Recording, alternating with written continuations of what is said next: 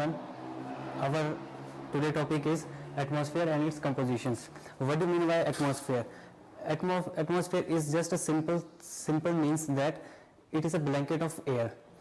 Blanket of air is indeed means the atmosphere is indeed a blanket of air that surrounds the earth. ये जो atmosphere है हमारा, ये surface के near thicker होता है, और अगर सरफेस से हम दूर चले जाएं तो ये लाइटर होगा. ये हमारे जो इसके जो डिस्टेंस है सी लेवल से वो है 10,000 kilometre from the sea level. और देखो जैसे कि हमने बताया, आपको पता ही होगा वैसे कि सोलर सिस्टम में सिर्फ एक ही ऐसा प्लैनेट है जिसमें एटमॉस्फेयर है. चाहे वो फिर किसी मरकरी हो, वीनस हो, जुपिटर हो, किसी भी प्लैनेट में एटमॉस्फेयर है ही नहीं.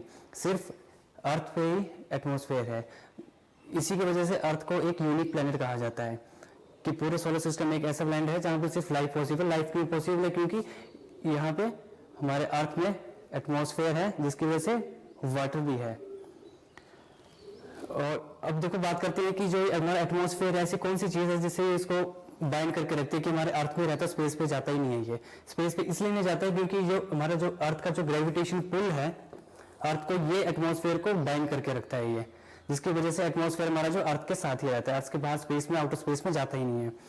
उसके बाद बात करेंगे कि जो इसमें एलिमेंट्स मिलते हैं अर्थ में, वो जो एलिमेंट्स हैं, जो हैवियर एलिमेंट्स होंगे वो नियर होंगे और जो लाइटर एलिमेंट्स होंगे वो फार होंगे. वो वैसे ही ये गैसेस में भी ऐसा होता है कि जो लाइटर गैस होगी वो अपर सरफेस में मिलेगी और जो हैवियर होगी वो डाउन वाले सरफेस में मिलेगी.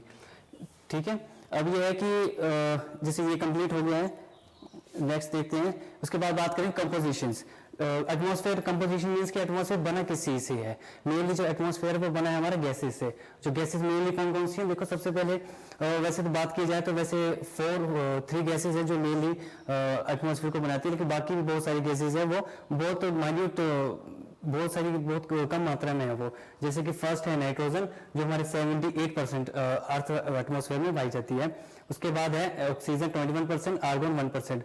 देखो ये टोटल हो गया ये सबका सब 99%, लेकिन जो 1% है, 1% में हमारे पास बहुत सारी ऐसी गैसेस है जो अर्थ में है, लेकिन बहुत बिल्कुल माइन्यूट, बहुत कम मात्रा में है ये. जैसे कि इसमें बात करेंगे, देखो नाइट्रोजन 78, ऑक्सीजन 21%, आर्गन 1%. उसके बाद और कौन सी गैसेस है? वो है हमारी सबसे पहले कार्बन डाइऑक्साइड. कार्बन डाइऑक्साइड है 0.003%. और भी गैसेस है जैसे कि हीलियम हो गया, हाइड्रोजन हो गया, मीथेन हो गया, और भी बहुत सारी गैसेस हैं. ये जो कार्बन डाइऑक्साइड गैस है इसकी वजह से हमारे अर्थ पे ग्रीन हाउस इफेक्ट पाया जाता है. ग्रीन हाउस इफेक्ट मींस कि जो सन से जितनी भी रेज आ रही हैं वो उसको हीटिंग को वो ट्रैप करके रखता है. वो जैसे कि हम किसी व्हीकल में बैठे होते हैं, किसी गाड़ी में बैठे होते हैं हम, तो वहाँ क्या है कि जैसे आपने पूरे डोर्स हमारी क्लोज हैं, शीशे भी उसके क्लोज हैं, तो जो अर्थ की सन की जो रेज हैं वो गाड़ी के अंदर एंटर करती है और वो जो हमारी गाड़ी है एकदम से वार्म होना शुरू हो जाती है. वो बस वही एग्जांपल है. वैसे ही ग्रीन हाउस इफेक्ट में होता है. उसमें बात जो गाड़ी की बात कर रहा हूँ, वो जो हमारे व्हीकल है वो पूरा अर्थ को आप ले सकते हो, जो अर्थ का एटमॉस्फेयर है वो. उसके साथ में देखो कार्बन डाइऑक्साइड ये गैसेस होगी है. उसके साथ में हमारे पास अर्थ एटमॉस्फेयर में एक चीज पाई जाती है जिसको बोलते हैं डस्ट पार्टिकल्स. ये डस्ट पार्टिकल्स इतने इंपॉर्टेंट हैं ये अर्थ में कि इनके बिना कुछ भी नहीं हो सकता है. देखो कोई भी एक चीज है, अगर उसमें कुछ भी कोई हैपनिंग होनी है तो उसमें कुछ ना कुछ उसको सरफेस चाहिए होता है. अगर एक सरफेस चाहिए उसको तभी वो कोई चीज हो सकती है. जैसे हमारे डस्ट पार्टिकल्स है, डस्ट पार्टिकल्स में देखो जब वेपोरेशन होता है, जो हमारे मॉइस्चर आता है, जो वाटर वेपर्स हैं, जब वो क्लाउड्स बनने लगते हैं, क्लाउड्स बनेंगे, स्नो बनेंगे, तो उनको एक सरफेस चाहिए होता है जिसके लिए कि ताकि वो कोई भी चीज अपनी फॉर्मेशन वो कर सकें. वो जैसे कि डस्ट पार्टिकल में अगर कोई स्मॉल डस्ट पार्टिकल है, अगर उसमें अगर हमारा जो इवेपोरेशन होगा और जो वाटर वेपर्स है उस पर आएंगे सरफेस पे, तो वो फॉर्मेशन कर देंगे, हमारे क्लाउड्स की फॉर्मेशन कर देंगे. वो ये बहुत इंपॉर्टेंट फैक्टर है ये पूरे अर्थ एटमॉस्फेयर में. उसका नेक्स्ट बात करेंगे लेयर्स ऑफ एटमॉस्फेयर. हमारे एटमॉस्फेयर में लेयर्स हैं जिसको साइंटिस्ट ने डिवाइड किया गया है, 5 टाइप्स में डिवाइड किया गया है. जो सबसे पहले है वो है ट्रोपोस्फेयर, सेकंड नंबर पे स्ट्रेटोस्फेयर, थर्ड पे mesosphere, fourth thermosphere and fifth exosphere. जो ट्रोपोस्फेयर है इसकी जो हाइट है ये इसकी हाइट देखो ट्रोपोस्फेयर की है 8 किलोमीटर पोल से स्टार्ट होती है और 18 किलोमीटर इक्वेटर से स्टार्ट होती है ये। उसमें जो हमारा टेम्परेचर है ट्रोपोस्फेयर में -55 डिग्री सेल्सियस से 20 डिग्री सेल्सियस तक जाता है। मीन्स यहाँ से हम क्या देख सकते हैं कि जो हमारा टेम्परेचर है वो इंक्रीज कर रहा है, वो ये कम है ये ज़्यादा है, तो यहाँ से इंक्रीज कर रहा है। अगर इसमें इंक्रीज करेगा टेम्परेचर फर्स्ट वाले ईयर में तो इसमें डिक्रीज करेगा, इसमें फिर इंक्रीज करेगा डिक्रीज और यहाँ से इंक्रीज होता जाएगा। ये वाला सीक्वेंस है, आपने बस याद रखना है आपने। तो हमारी फर्स्ट लेयर है ट्रोपोस्फेयर, और देखो जो ट्रोपोस्फेयर के बीच में ये जो लाइन्स हैं ये वाली, यहाँ पर एक चीज पाई जाती है जिसको पॉज बोलते हैं। अगर ट्रोपोस्फेयर से अपर वाला है तो उसको बोलेंगे ट्रोपोपोज, स्ट्रेटोस्फेयर से ऊपर बोलेंगे स्ट्रेटोपोज, ये है मेसोपोज, वैसे ही थर्मोपोज। आपको क्लियर है ये लेयर्स ऑफ एटमॉस्फेयर? जैसे ट्रोपोस्फेयर बता दिया मैंने कि 8 किलोमीटर पोल से स्टार्ट होता है और 18 किलोमीटर इक्वेटर से स्टार्ट होता है। टेम्परेचर हमारा कि इसमें इंक्रीज करेगा इसमें टेम्परेचर। उसके बाद सेकंड लेयर है हमारी स्ट्रेटोस्फेयर। एक चीज रहेगी, देखो जो ये लेयर है ट्रोपोस्फेयर, जितना भी वेदर फिनोमेना है, टोटल वेदर फिनोमेना, वो सिर्फ इसी लेयर्स में होता है, सिर्फ ट्रोपोस्फेयर में ही होता है वो, बाकी किसी भी लेयर्स में वो वेदर फिनोमेना नहीं होता है। वो हमारी जितनी भी फ्लाइट्स वगैरह चलती हैं वो सब की सब स्ट्रेटोस्फेयर में चलती हैं। वो जितना वेदर फिनोमेना, जो भी रेन है, कुछ भी है, जो वेजिटेशन है वो सिर्फ ट्रोपोस्फेयर में है, स्ट्रेटोस्फेयर में वो नहीं होगी। वो बात करेंगे सेकेंड लेयर की, जो है स्ट्रेटोस्फेयर, इसकी हाइट है 50 किलोमीटर।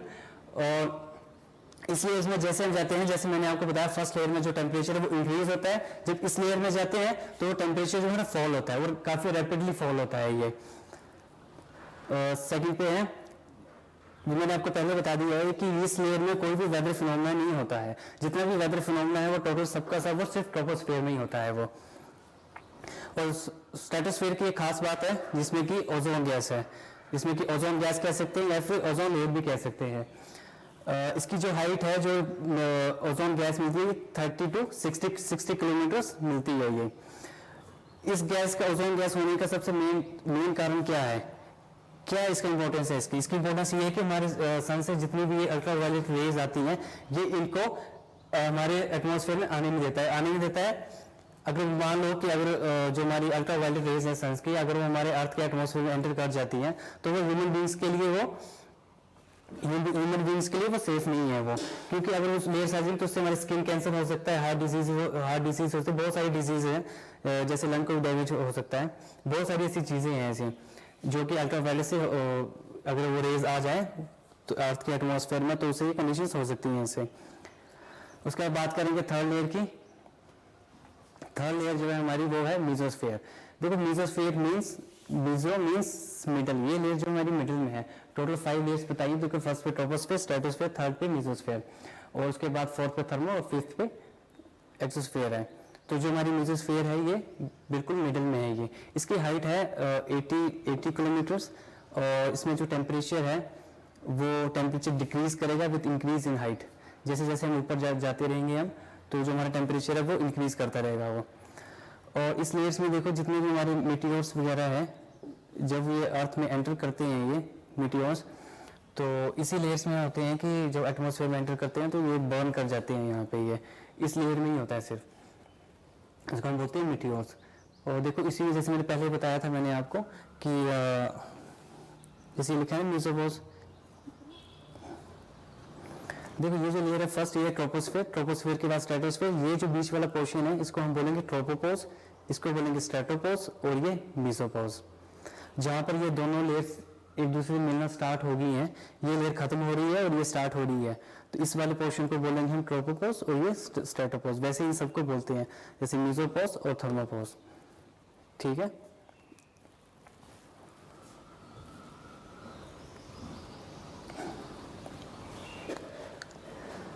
अब उसके बाद जो हमारी फोर्थ लेयर है वो है थर्मोस्फेयर। थर्मोस्फेयर मींस यहाँ पे जो टेम्परेचर है ये एकदम से इंक्रीज होता है, ये टेम्परेचर राइजेस रैपिडली। और देखो जो मैंने आपको पहले बताया था कि जो हमारी जो ओजोन गैस है वो 30 to 60 किलोमीटर्स में 60 किलोमीटर्स पे हाइट पे है वो। तो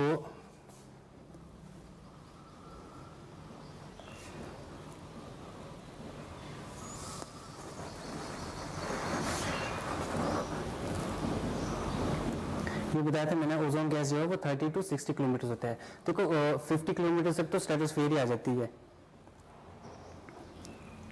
ठीक है। उसके बाद देखो, उसके बाद आगे आइए मेसोस्फीयर। तो मेसोस्फीयर के बाद देखो थर्मोस्फीयर। थर्मोस्फीयर में जो हमारी यूवी रेस हैं यहाँ पे जो एब्जॉर्ब हो जाती हैं सबके सब ये। इसी लेयर्स में एक आता है आयनोस्फीयर। आयनोस्फीयर मींस कि जितने भी हमारे आइंस हैं वो यहाँ पर फाउंड होते हैं। आइंस वो आइंस क्या होते हैं? आइंस होते हैं एक चार्ज पार्टिकल्स होते हैं, ये चार्ज पार्टिकल्स होते हैं ये कि जो कि हमारे सन्स हैं, सन से आते हैं ये। और ये जितने भी आयनोस्फीयर है ये हमारे को हेल्प करते हैं। जितनी भी हमारी ट्रांसमिशन होती है, टीवी, रेडियो, सैटेलाइट की ट्रांसमिशन होती है, ये सब के सब इसमें हेल्प करते हैं ये। और इसकी हाइट जो है वो 800 to 400 किलोमीटर्स।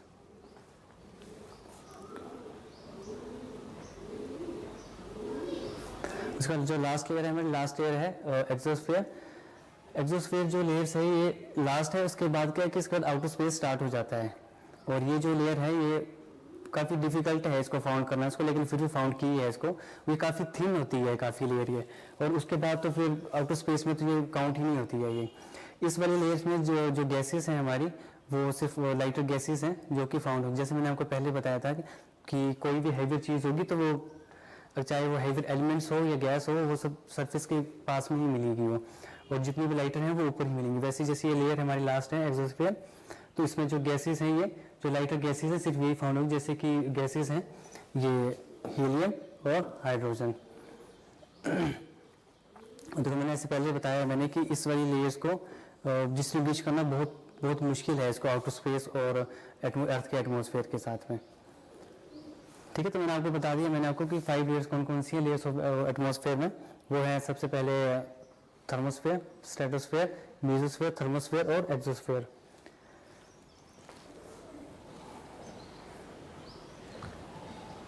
नेक्स्ट टॉपिक जो है हमारा वो है ऑरोराज एंड कलर लाइट्स। देखो ऑरोराज क्या होते हैं? सिर्फ ये कलर ये सिर्फ कलर लाइट्स हैं ये। और ये सिर्फ देखने को मिलती हैं सिर्फ नॉर्थ और साउथ पोल में ही मिलती हैं सिर्फ देखने को ये। या हम चाहेंगे अगर इक्वेटर या सब ट्रॉपिक्स में देखें तो बहुत मुश्किल है। इक्वेटर पे तो चलो होती नहीं है, पर सब ट्रॉपिक्स पे शायद हो, लेकिन वैसे है पॉसिबिलिटी नहीं कोई भी नहीं से। ये जो ऑरोराज हैं ये नॉर्थ और साउथ पोल्स में दिखेंगे सिर्फ। अगर ये नॉर्थ में है ये तो इनको हम ऑरोरा बोरिस बोलेंगे, और साउथ में है तो इसको ऑस्ट्रेलिस बोलेंगे। ऑस्ट्रेलिया मीन्स कि जैसे ऑस्ट्रेलिया है जैसा, ठीक है। ये देखो ये क्यों होती है कलर लाइट्स, किसकी वजह से होती है? जो मैंने आपको पहले बताया मैंने आपको कि जो हमारे आयंस होते हैं, जो हमारे इलेक्ट्रिकल चार्ज जो आयंस हैं हमारे, वो उनकी जब आपस में इंटरेक्शन होती है सन एनर्जी के साथ में, तब ये वाली जो कलरफुल लाइट्स है ये देखने को मिलती हैं ये। इसके अलावा इस जो लेयर्स ऑफ एटमॉस्फेयर में सिर्फ इतना ही है, इससे ज़्यादा कुछ नहीं है। और उसके बाद बात करेंगे हम components of atmosphere. Components of atmosphere में देखो सिर्फ 4 टॉपिक हैं, टेम्परेचर, प्रेशर, विंड और मॉइस्चर। सबसे पहले देखो टेम्परेचर की बात करेंगे तो टेम्परेचर में क्या है? देखो सबसे पहले तो डेफिनेशन ये है कि टेम्परेचर होता क्या है, कि what do mean by temperature. Temperature simple means में डिग्री ऑफ हॉटनेस और कोल्डनेस।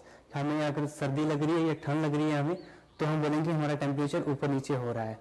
अगर हमें सर्दी लग रही है तो बोलेंगे हमारा टेम्परेचर डाउन हो गया है, ठीक है। तो सिंपल वर्ड्स में ये कि टेम्परेचर क्या होता है? डिग्री ऑफ हॉटनेस और कोल्डनेस। और इसी टेम्परेचर पर हम इसको टेम्परेट जोन भी बोलते हैं इसको। तो टेम्परेट जोन में कौन 3 पार्ट्स हैं इसके, जो टेम्परेचर जिसको जोन्स बोलते हैं, टेम्परेट जोन्स बोलते हैं। इसमें टॉरिड है, टेम्परेट है और फ्रिजिड डाउन है, ठीक है। इसमें और इसमें कंफ्यूज नहीं होना है। इसमें क्या है कि इसको टेम्परेचर भी बोलते हैं और इसको टेम्परेट भी बोल देते हैं। सिर्फ दोनों के दोनों मीन्स सेम ही होता है, ज़्यादा डिफरेंस नहीं है दोनों के बीच में, ठीक है। उसके बाद देखो, उसके बाद जो सेकंड जो है उसके बाद करेंगे प्रेशर की। देखो प्रेशर क्या होता है कि ये प्रेशर ऐसा है कि हमें प्रेशर हमें फील नहीं होता है, लेकिन एक्चुअली में ये प्रेशर हमें काफ़ी सारा एक्सर्ट होता है।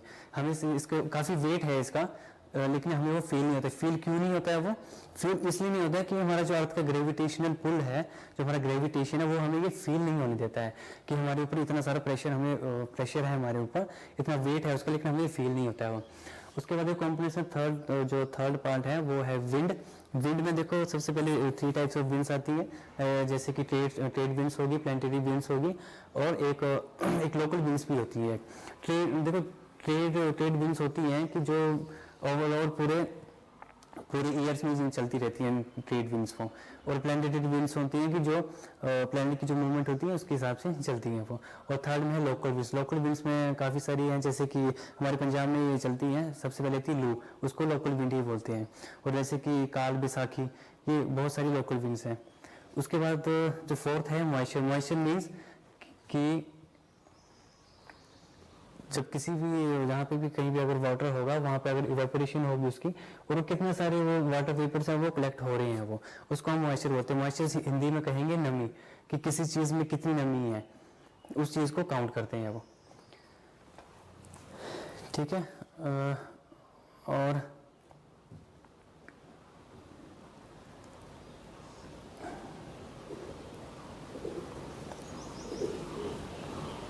ठीक है, तो आपको याद रहेगा ना। देखो सबसे जो मेन बात है सिर्फ वो यही है कि ये जो लेयर्स हैं सिर्फ इनको याद रखना, और इनकी हाइट्स कितनी है इनकी, कि यहाँ से ये देखो मैंने बताया कि 8 किलोमीटर जो है पोल से हैं और 18 किलोमीटर्स इक्वेटर पे हैं। अब आप ये पूछोगे कि ये ऐसा क्यों है कि पोल्स पे 8 किलोमीटर है और इक्वेटर पे 18 किलोमीटर है।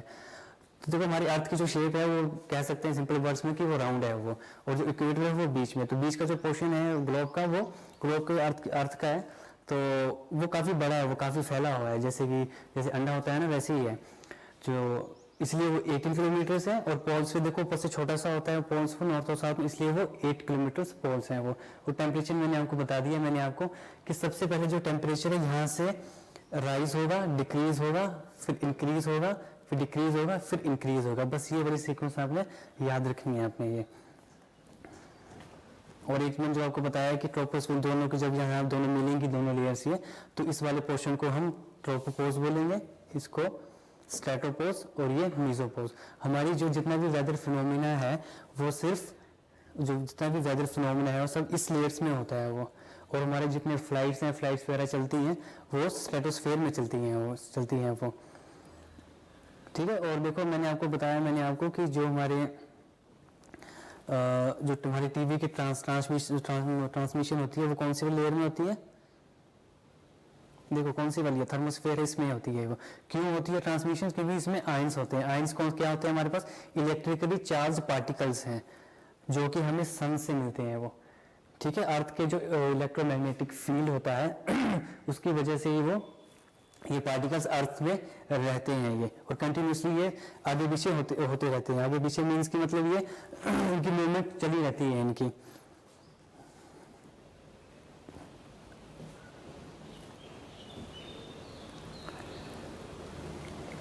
और मैंने आपको ओजोन गैस का मैंने आपको बताया मैंने आपको कि जो ओजोन गैस है ये क्यों इंपॉर्टेंस है हमारे। इसको देखो ओजोन गैस और इसको ओजोन लेयर भी बोलते हैं। ये जो ओजोन गैस है इसका फॉर्मूला होता है O3 बोलते हैं इसको, O3 बोलते हैं। जब ओजोन गैस जो हमारी ओजोन लेयर है जो वो टूटती है वो, तो मतलब कि जो हमारे ओजोन है वो +1 0 होते हैं, ये यहाँ से टूटते हैं ये।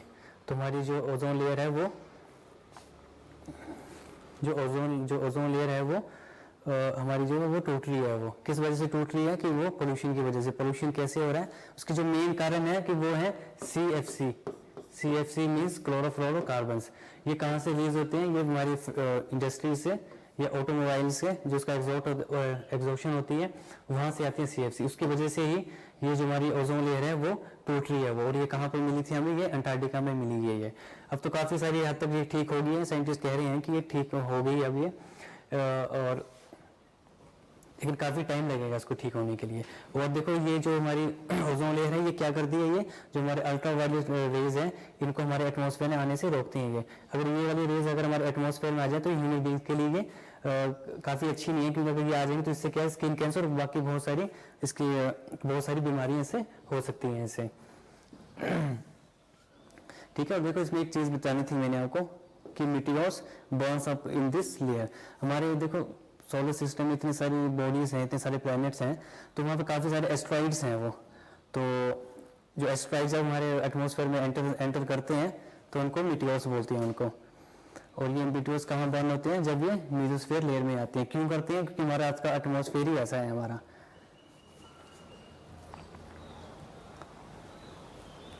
और ये मैंने आपको बता दिया थर्मोस्फेयर वाला वो, कि यहाँ पर जितना भी टीवी ट्रांसमिशन होता है वो सिर्फ ये आयंस की वजह से होता है ये।